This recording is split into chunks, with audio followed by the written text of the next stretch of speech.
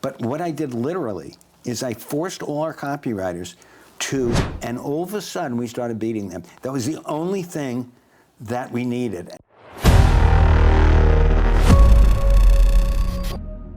When the office would close and everyone would go home, I would bring the white backdrop and I'd set it behind my desk, and I would turn on my laptop and camera, and I would break down promos in this way on camera.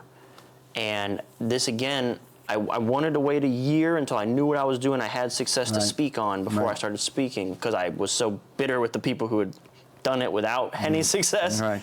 And so I developed NESB live on camera. It's like it's recorded on YouTube, where I broke down a couple promos. It was the Money Zone promo by Money Map with Shah Jalani. That I discovered the first like 2 or 3.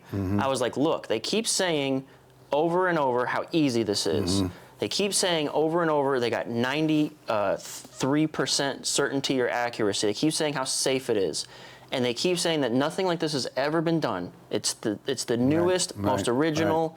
And I wrote in the margins, new, easy, and safe. And I might have even written all 4, but I think that didn't come to maybe like the second video. And I started just like breaking down promos for like 2 hours, just me live streaming to nobody. And I started getting like 10, 15 people. I never thought anyone on earth would sit through that. I would get like 15 to so people, and that blew my mind. And I was like, well, I need to do something.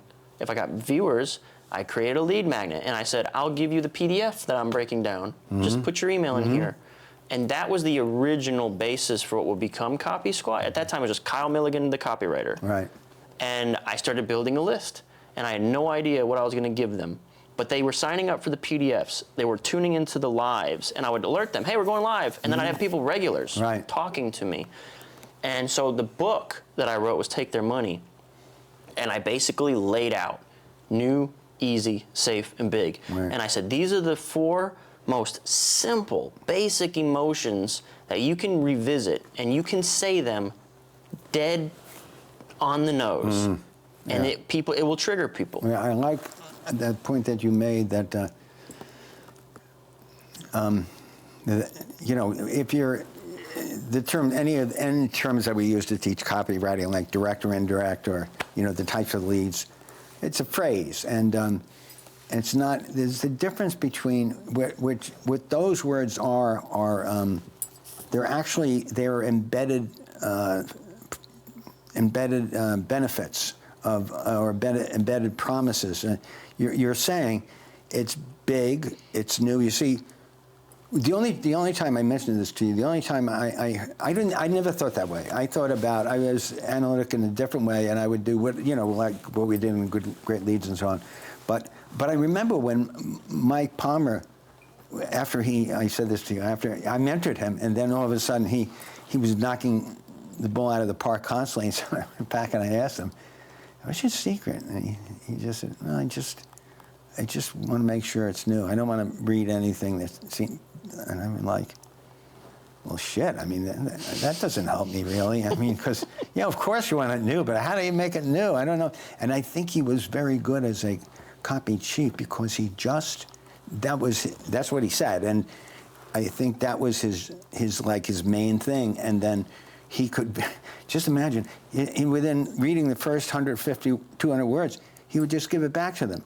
So the amount of work they had to do, he was forcing them to create something. If you can't get the new in there, nobody's going to keep reading. They feel like they've read it before. So I thought it was brilliant in a way. And then it makes sense that how do I make this seem new? And you got to do that early on, right? Right away. And how do you? The big comes later. It was new. Safe was interesting. I hadn't thought about safe. Wait, new, easy, safe, easy. Easy. I discovered easy is so important. And it's funny, none of that stuff existed in Agora land, because Agora was always about the big idea.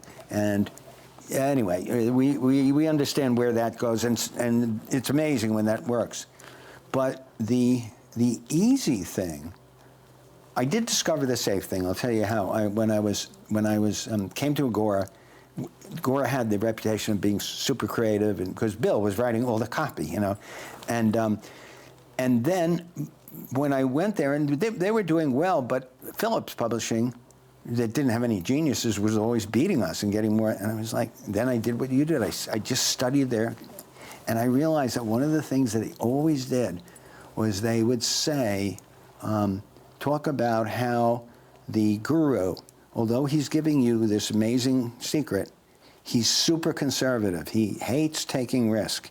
And so I recognize that that was an aspect that we never talked about. It wasn't even Bill's copy. It's not in the consciousness. He's it's not the big idea. When you're writing a big idea, you're not very concerned with the reader's emotional reaction to it. You're concerned with how great your idea is. And if you write this amazing idea that's like writing a great book, then you'll have somehow figured all that stuff out.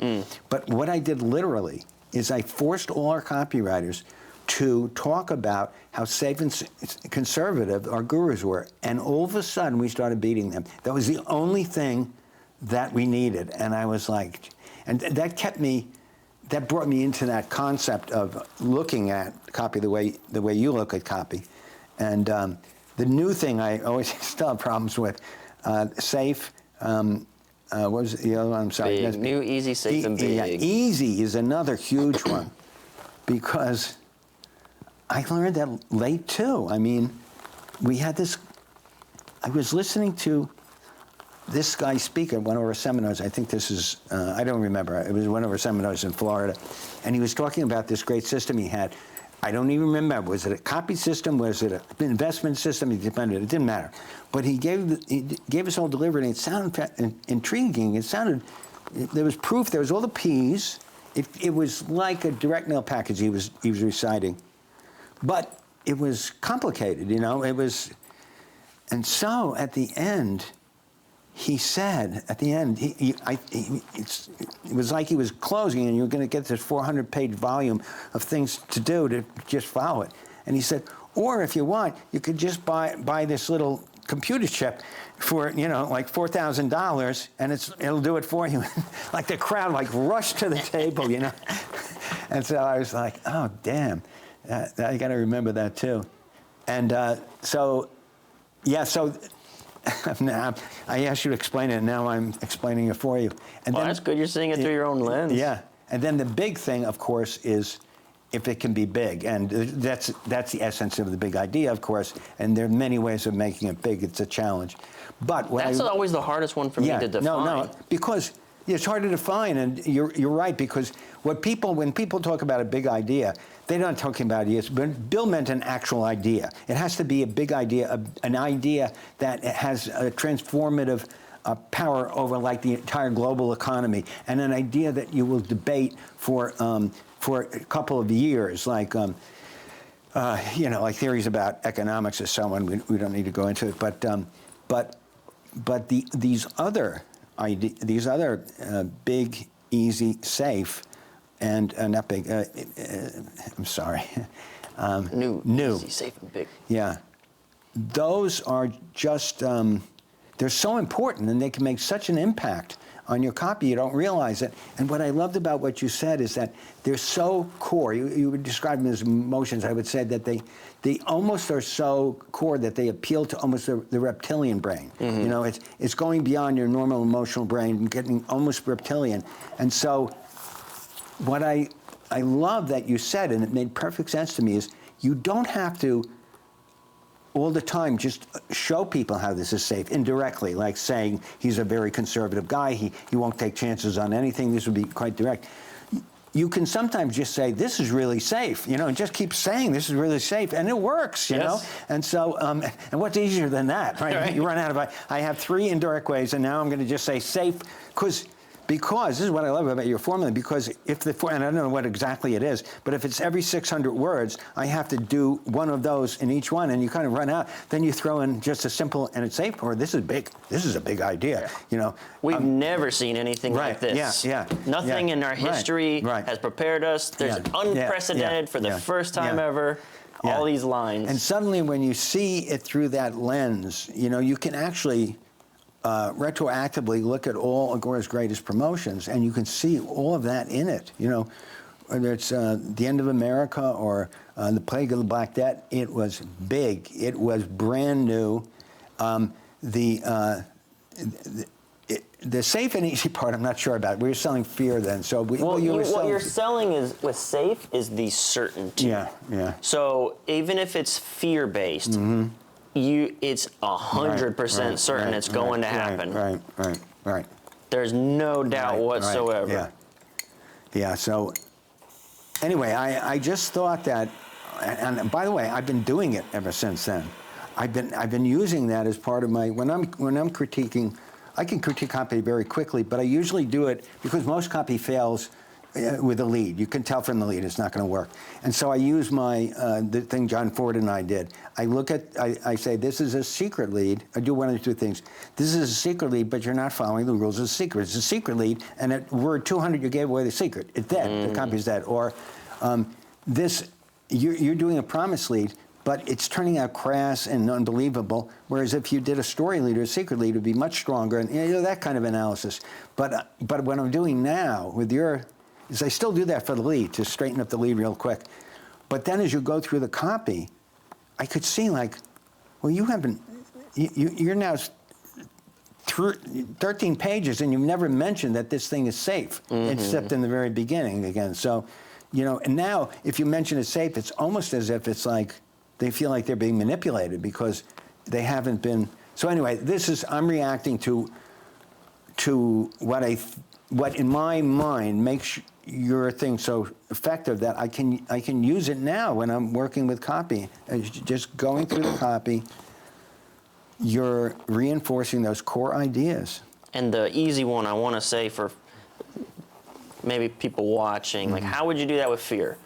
The way you would do easy with fear, and you would recognize this in a heartbeat, is I've got 4 simple steps to protect your wealth from this terrible thing. Just follow my blueprint. Just follow my steps. Just take these steps. And that's easy too, right? Yeah, it's just easy. These 3 little steps will protect you from this massive American collapse of the financial system. Right. Yeah, that's very good. easy. Right. And that kind of safe and easy sometimes go hand in hand. If it's that simple, then it feels safe. And there's all kinds of psychological studies that show that the simpler you make the idea and expression of the idea, the more believable it is. How accessible is it to me? Right. Again, the reference I always make to demonstrate easy, like at a broad scale, is the one-legged golfer ad. He's got 1 leg. That's good, yeah. All right. You've got 2. Right. Yeah, yeah, that's good.